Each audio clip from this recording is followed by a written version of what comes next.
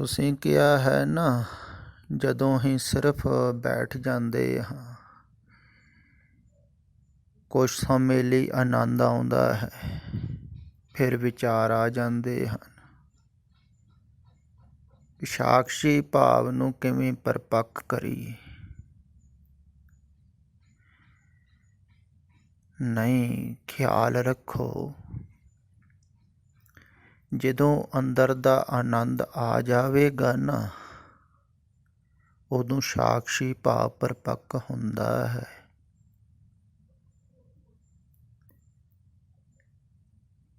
ਇਹ ਮੈਂ ਆਪਣੇ ਅਨੁਭਵ ਨਾਲ ਕਹਿਣਾ, ਜਾਣ ਕੇ ਕਹਿਣਾ, ਕਿਉਂਕਿ ਐਸਾ ਹੋਇਆ ਹੈ।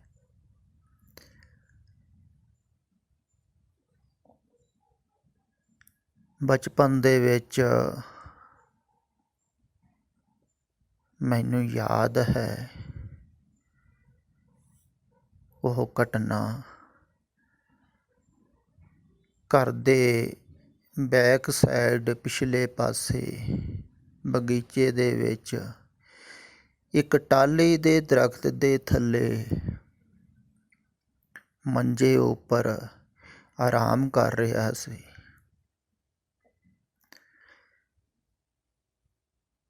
ਇਹੋ ਹੀ ਗਰਮੀਆਂ ਦੇ ਦਿਨ ਸਨ। ਕੋਈ ਵੀ ਨਹੀਂ ਸੀ ਆਲੇ ਦੁਆਲੇ, ਕੋਈ ਆਵਾਜ਼ ਨਹੀਂ ਸੀ।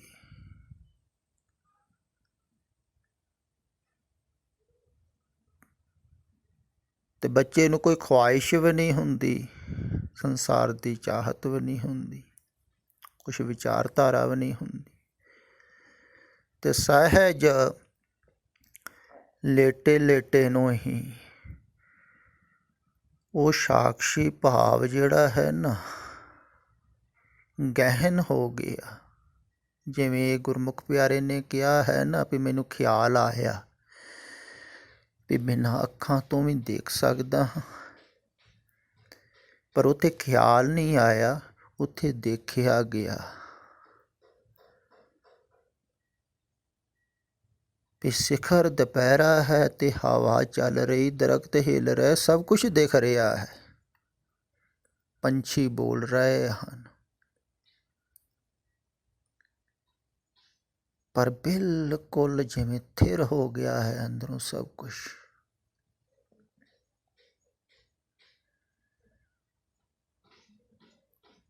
ਤੋ ਉਹ ਇੱਕ ਐਸੀ ਘਟਨਾ ਸੀ, ਉਸ ਸਮੇਂ ਤੇ ਪਤਾ ਨਹੀਂ ਲੱਗਾ ਵੀ ਕੀ ਹੋਇਆ ਹੈ। ਨਾ ਹੀ ਕਿਸੇ ਨੂੰ ਦੱਸਿਆ, ਕਿਉਂਕਿ ਪਤਾ ਹੀ ਨਹੀਂ ਲੱਗਾ ਵੀ ਆਦਮੀ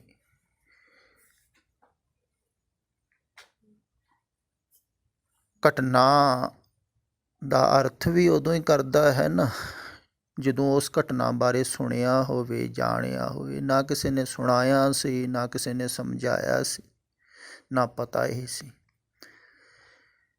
ਪਰ ਉਹਦੇ ਦੁਆਰਾ ਕੀ ਹੋਇਆ, ਇੱਕ ਰਸ ਲੱਗ ਗਿਆ ਇਕਾਂਤ ਦਾ। ਜਦੋਂ ਵੀ ਕਦੇ ਮੌਕਾ ਮਿਲਣਾ, ਫਿਰ ਉਵੇਂ ਹੀ ਇਕਾਂਤ 'ਚ ਬੈਠ ਜਾਣਾ, ਫਿਰ ਕਦੇ ਕਦੇ ਵੈਸਾ ਹੀ ਹੋਣਾ। ਬਲਕਿ ਜਿਹੜੇ ਸਕੂਲ ਦੇ ਵਿੱਚ ਘਰਦਿਆਂ ਨੇ ਬਾਅਦ ਵਿੱਚ ਪਾਇਆ ਸੀ, ਉਹਦੇ ਪਿਛਲੇ ਪਾਸੇ ਵੀ ਜੰਗਲ ਸੀ,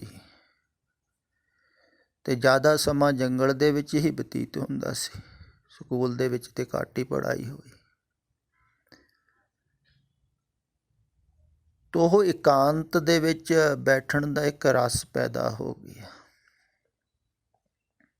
ਉਹ ਇੱਕ ਸਵਾਦ ਲੱਗਾ ਸੀ ਨਾ, ਉਹ ਸਵਾਦ ਫਿਰ ਛੁੱਟਿਆ ਨਹੀਂ ਹੈ।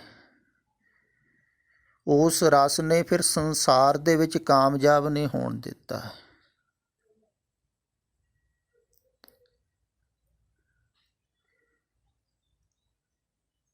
ਫਿਰ ਸੰਸਾਰ ਆਪਣੇ ਵੱਲੋਂ ਆਕਰਸ਼ਿਤ ਨਹੀਂ ਕਰ ਸਕਿਆ, ਕਿਉਂਕਿ ਉਹ ਜਿਹੜਾ ਅੰਦਰਲਾ ਰਸ ਹੈ ਨਾ, ਉਹ ਰਸ ਆਵਾ ਤੇ ਇਹ ਰਸ ਨਹੀਂ ਪਾਵਾ। ਫਿਰ ਸੰਸਾਰ ਦਾ ਕੋਈ ਵੀ ਰਸ ਨਹੀਂ ਪਾਉਂਦਾ ਹੈ।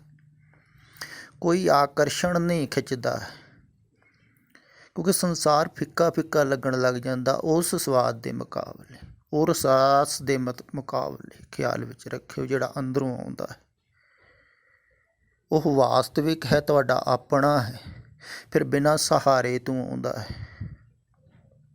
ਕਿਸੇ ਦੀ ਲੋੜ ਨਹੀਂ ਹੈ ਉਸ ਰਸ ਨੂੰ ਪ੍ਰਾਪਤ ਕਰਨ ਵਾਸਤੇ। ਸੰਸਾਰ ਦੇ ਰਸ ਪ੍ਰਾਪਤ ਕਰਨ ਵਾਸਤੇ ਤੇ ਦੂਸਰੇ ਦੀ ਲੋੜ ਹੈ, ਜਾਂ ਕੋਈ ਸਾਧਨ ਚਾਹੀਦਾ ਹੈ, ਕੁਛ ਨਾ ਕੁਛ ਚਾਹੀਦਾ ਹੈ ਬਾਹਰ ਸੰਸਾਰ ਦੇ ਵਿੱਚ, ਤੁਹਾਨੂੰ ਰਸ ਤਾਂ ਆਵੇਗਾ।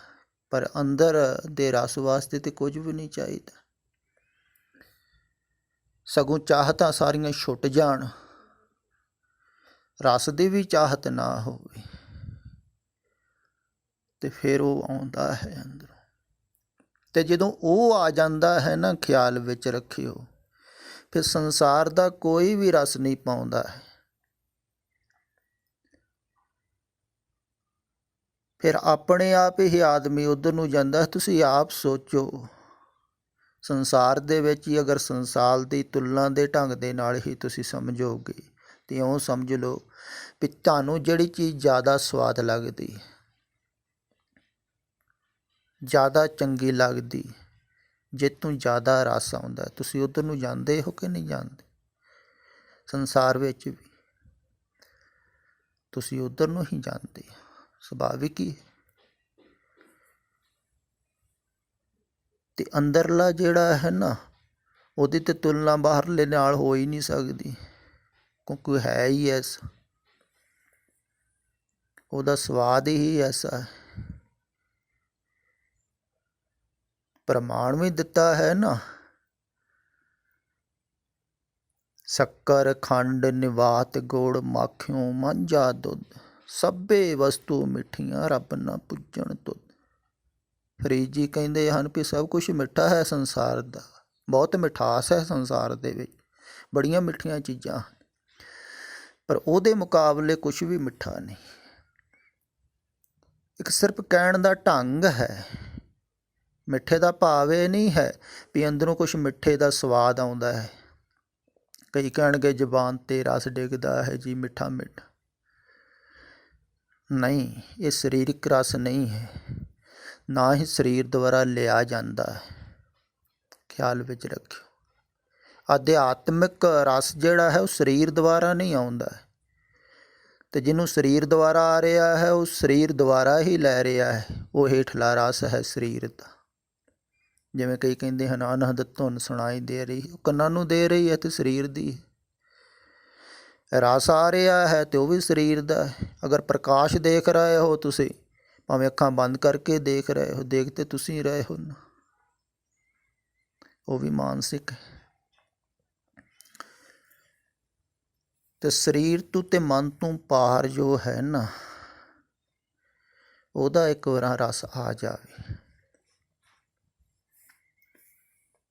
ਤੇ ਫਿਰ ਆਦਮੀ ਆਪਣੇ ਆਪ ਹੀ ਉੱਧਰ ਨੂੰ ਜਾਂਦਾ ਹੈ। ਸਾਕਸ਼ੀ ਭਾਵ ਜਿਹੜਾ ਹੈ ਨਾ, ਆਪਣੇ ਆਪ ਪਰਪੱਕ ਹੁੰਦਾ ਹੈ।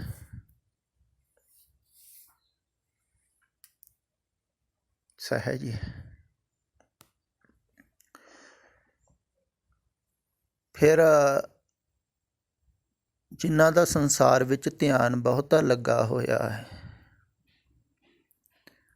ਸੰਸਾਰ ਦੇ ਕਾਰ ਵਿਹਾਰ ਜ਼ਿਆਦਾ ਕਰਦੇ ਹਨ, ਬੱਚਿਆਂ ਵੱਲ ਧਿਆਨ, ਪਰਿਵਾਰ ਵੱਲ ਧਿਆਨ, ਘਰ ਵੱਲ ਧਿਆਨ, ਕਿੰਨੇ ਵਿਚਾਰ ਤੁਹਾਡੇ ਰੋਜ਼ ਹੀ ਚੱਲ ਰਹੇ ਹਨ ਦਿਮਾਗ ਦੇ ਵਿੱਚ, ਖਿਆਲ ਚੱਲ ਰਹੇ ਹਨ। ਪਹਿਲਾਂ ਉਹਨਾਂ ਦੇ ਸਾਕਸ਼ੀ ਹੋਣਾ ਹੈ, ਉਹ ਤੁਹਾਡੇ ਨਹੀਂ ਹਨ, ਉਹਨਾਂ ਤੋਂ ਪਾਸੇ ਹਟਣਾ ਹੈ। ਪਰ ਉਹਨਾਂ ਤੋਂ ਹੀ ਪਾਸੇ ਤਾਂ ਹਟ ਸਕਦੇ ਹੋ ਜੇ ਵਾਸ਼ਨਾ, ਕਾਮਨਾ, ਚਾਹਤ ਨਾ ਹੋਊਗੀ ਤਾਂ। ਖਿਆਲ ਵਿੱਚ ਰੱਖਿਓ, ਤੁਸੀਂ ਕਿਹਾ ਹੈ ਨਾ ਵਿਚਾਰਾਂ ਦੇ ਸਾਕਸ਼ੀ ਹੋਣਾ ਹੈ, ਵਿਚਾਰਾਂ ਦੇ ਤਾਂ ਹੀ ਹੋ ਸਕਦੇ ਹੋ ਤੁਸੀਂ ਸੋਚੋ, ਅਗਰ ਤੁਹਾਨੂੰ ਕੁਝ ਚਾਹੀਦਾ ਹੈ, ਬਹੁਤ ਜ਼ਰੂਰੀ ਹੈ, ਉਹਦੇ ਬਿਨਾਂ ਤੁਹਾਡਾ ਸਰਦਾ ਨਹੀਂ। ਧਨ ਚਾਹੀਦਾ ਹੈ ਜਾਂ ਹੋਰ ਕੋਈ ਚੀਜ਼ ਚਾਹੀਦੀ ਹੈ, ਤੁਸੀਂ ਵਾਰ-ਵਾਰ ਉਹਦੇ ਬਾਰੇ ਸੋਚੋਗੇ ਤੇ ਤੁਸੀਂ ਉਹ ਵਿਚਾਰ ਦੇ ਨਾਲ ਜੁੜੋਗੇ ਵਾਰ-ਵਾਰ। ਵਿਚਾਰਾਂ ਦੇ ਦ੍ਰਿਸ਼ਟਾ ਥੋੜ੍ਹੀ ਹੋਵੋਗੇ, ਪਹਿਲਾਂ ਦ੍ਰਿਸ਼ਟਾ ਹੀ ਹੋਇਆ ਜਾਵੇਗਾ ਅਤੇ ਦ੍ਰਿਸ਼ਟਾ ਥੋੜ੍ਹੀ ਹੋਵੋਗੇ। ਖਿਆਲ ਵਿੱਚ ਰੱਖੋ, ਪਹਿਲਾਂ ਤਾਂ ਬਾਹਰ ਜੋ ਦਿਖ ਰਿਹਾ ਹੈ ਇਹਦੇ ਦ੍ਰਿਸ਼ਟਾ ਹੋਣਾ ਹੈ। ਦ੍ਰਿਸ਼ ਬਾਹਰ ਦਿਖ ਰਿਹਾ ਹੈ ਨਾ, ਸੰਸਾਰ ਦ੍ਰਿਸ਼ ਹੈ, ਤੁਸੀਂ ਦੇਖਣ ਵਾਲੇ ਹੋ, ਵਿਚਾਲੇ ਦਰਸ਼ਨ ਹੈ। ਅਤੇ ਦ੍ਰਿਸ਼ ਨੂੰ ਅਲੱਗਾ ਦੇਖੋ ਪਹਿਲਾਂ, ਇਹਦੇ ਵਿੱਚ ਨਾ ਖੁੱਭੋ। ਚਿੱਤਰ ਵਿਚਿੱਤਰ ਇਹ ਵਜੇਰਾ, ਛਾੜ ਚਿੱਤਰ ਚਿੱਤ ਰਾਖ ਚਤੇਰਾ। ਕਬੀਰ ਜੀ ਕਹਿੰਦੇ ਚਿੱਤਰ ਨੂੰ ਛੱਡੋ, ਚਿੱਤਰ ਦੇ ਵਿੱਚ ਨਾ ਖੁੱਭੋ, ਉਹਨੂੰ ਚੇਤੇ ਕਰੋ ਜਿਹਨੇ ਚਿੱਤਰ ਬਣਾਇਆ ਹੋਇਆ, ਉਹਦਾ ਚੇਤਾ ਕਰੋ। ਪਹਿਲਾਂ ਚਿੱਤਰ ਦੇ ਦ੍ਰਿਸ਼ਟਾ ਹੋ ਜੋ ਦੇਖ ਰਹੇ ਹੋ, ਫਿਰ ਤੁਸੀਂ ਸਰੀਰ ਦੇ ਦ੍ਰਿਸ਼ਟਾ ਹੋ, ਫਿਰ ਤੁਸੀਂ ਮਨ ਦੇ ਦ੍ਰਿਸ਼ਟਾ ਹੋਵੋਗੇ। ਜਦੋਂ ਤੁਸੀਂ ਮਨ ਦੇ ਦ੍ਰਿਸ਼ਟਾ ਹੋ ਜਾਂਦੇ ਹੋ, ਮਨ ਅਲੱਗਾ ਹੈ, ਤੁਸੀਂ ਅਲੱਗਾ ਹੋ, ਫਿਰ ਸਾਕਸ਼ੀ ਹੋਣ ਦੇ ਵਿੱਚ ਦੇਰ ਨਹੀਂ ਹੁੰਦੀ। ਜਦੋਂ ਮਨ ਨੂੰ ਦੇਖਣ ਲੱਗ ਪਏ ਤੁਸੀਂ, ਫਿਰ ਸਾਕਸ਼ੀ ਹੋਣ ਲੱਗ ਪਏ। ਪਰ ਵਿੱਚ ਵਿੱਚ ਫਿਰ ਮਨ ਆਉਂਦਾ ਹੈ,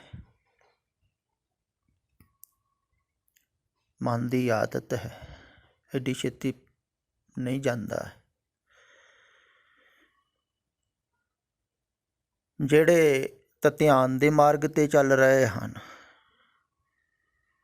ਉਹ ਤਾਂ ਧਿਆਨ ਦੁਆਰਾ ਧੀਰੇ ਧੀਰੇ ਪਹਿਲਾਂ ਦ੍ਰਿਸ਼ਟਾ ਹੋ। ਜਿਵੇਂ ਸ਼ਬਦ 'ਤੇ ਸੁਰਤ ਜੋੜਨੀ ਹੈ, ਉਹਦਾ ਕੀ ਭਾਵ ਹੈ ਵੀ ਬਾਹਰੋਂ ਧਿਆਨ ਹਟਾਉਣਾ ਹੈ, ਸੰਸਾਰ ਦੇ ਦ੍ਰਿਸ਼ਟਾ ਹੋਣਾ ਹੈ, ਅੰਦਰ ਬੈਠ ਕੇ ਬਾਹਰ ਦੇਖਣਾ ਹੈ, ਉਹਦੇ ਨਾਲ ਨਹੀਂ ਜੁੜਨਾ। ਸ਼ਬਦ ਦੁਆਰਾ ਧਿਆਨ ਹਟਾਉਣਾ ਹੈ, ਸੁਰਤ ਜੋੜਨੀ ਅੰਦਰ।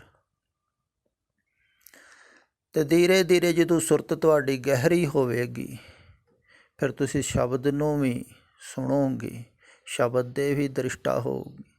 ਦ੍ਰਿਸ਼ਟਾ ਦੇਖਣ ਦਾ ਵੀ ਹੋਇਆ ਜਾਂਦਾ, ਦ੍ਰਿਸ਼ਟਾ ਸੁਣਨ ਦਾ ਵੀ ਹੋਇਆ ਜਾਂਦਾ। ਜੇ ਤਾਂ ਸ਼ਬਦ ਨੂੰ ਤੁਸੀਂ ਸੁਣ ਰਹੇ ਹੋ ਤਾਂ ਸ਼ਬਦ ਦੇ ਦ੍ਰਿਸ਼ਟਾ ਹੋ, ਸ਼ਬਦ ਨੂੰ ਦੇਖ ਤੇ ਸਕਦੇ ਨਹੀਂ ਹੋ। ਦੇਖਿਆ ਤੇ ਪ੍ਰਕਾਸ਼ ਨੂੰ ਜਾਵੇਗਾ,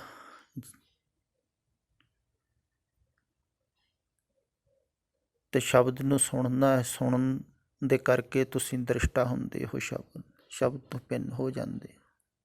ਅਤੇ ਹੌਲੀ ਹੌਲੀ ਅਗਰ ਤੁਸੀਂ ਧਿਆਨ ਉਹਦੇ ਵਿੱਚ ਟਿਕਾਈ ਰੱਖੋਗੇ, ਪਿੱਛੇ ਹਟਦੇ ਰਹੋਗੇ, ਉਹ ਜਿਹੜਾ ਸੁਣਨ ਵਾਲਾ ਹੈ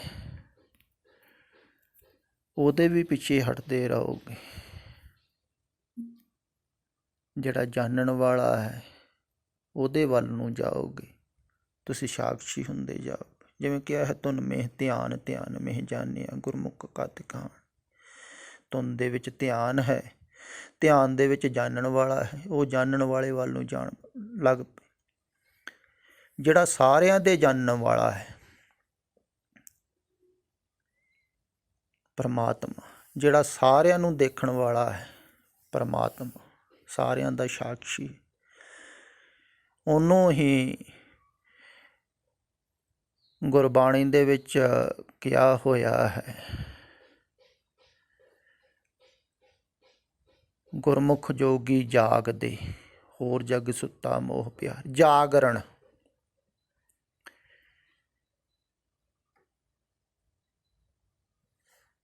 ਜਿਹੜਾ ਉਸ ਜਾਗਰਣ ਦੇ ਵਿੱਚ ਜਾਗ ਗਿਆ, ਸਰੀਰ ਤੋਂ ਪਾਰ ਜਾਗ ਗਿਆ, ਮਨ ਤੋਂ ਵੀ ਪਾਰ ਜਾਗ ਗਿਆ। ਪਰਮਾਤਮਾ ਸਦਾ ਹੀ ਜਾਗ ਰਿਹਾ ਹੈ, ਚੇਤਨ, ਉਹਦੇ ਨਾਲ ਜਾਗ ਗਿਆ।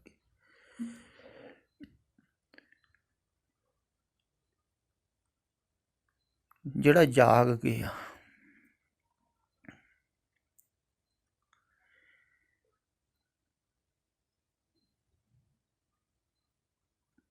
ਉਹ ਸਾਕਸ਼ੀ ਹੋ ਗਿਆ। ਜਾਗ ਲਿਓ ਰੇ ਮਨਾ ਜਾਗ ਲਿਓ, ਕਹਾਂ ਗਾਫਲ ਸੋਇਆ, ਜੋ ਤਨ ਉਪਜਿਆ ਸੰਗ ਹੀ, ਸੋ ਵੀ ਸੰਗ ਨਾ ਹੋਏ। ਪਹਿਲਾਂ ਤਾਂ ਮਨ ਦੇ ਤਲ 'ਤੇ ਜਾਗਿਆ, ਜਾਣਿਆ ਵੀ ਇਹ ਤਨ ਜਿਹੜਾ ਹੈ ਇਹ ਸਦਾ ਸਾਥ ਨਹੀਂ ਰਹਿਣ ਵਾਲਾ ਹੈ। ਫਿਰ ਮਨ ਤੋਂ ਵੀ ਪਾਰ ਜਾਗਰਣ ਹੈ। ਪਹਿਲਾਂ ਆਪਣੇ ਪ੍ਰਤੀ ਜਾਗਣਾ ਹੈ,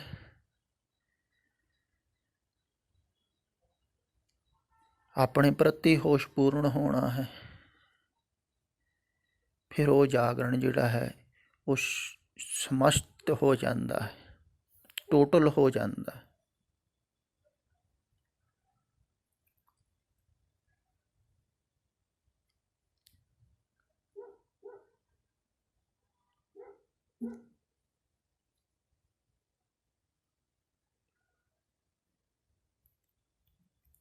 ਉਹਨੂੰ ਹੀ ਸਾਕਸ਼ੀ ਕਿਹਾ ਹੈ। ਨਵਾਂ ਸ਼ਬਦ ਹੈ ਤੇ ਬਹੁਤ ਹੀ ਪੁਰਾਣਾ, ਵੇਦਾਂ ਦੇ ਵਿੱਚ, ਸ਼ਾਸਤਰਾਂ ਦੇ ਵਿੱਚ ਵੀ ਹੈ।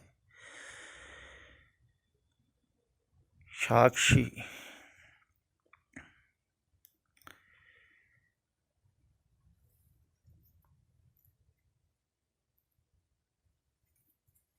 इस ग्रह में कोई जागत रहे, सावत वस्तु हो अपनी लहे।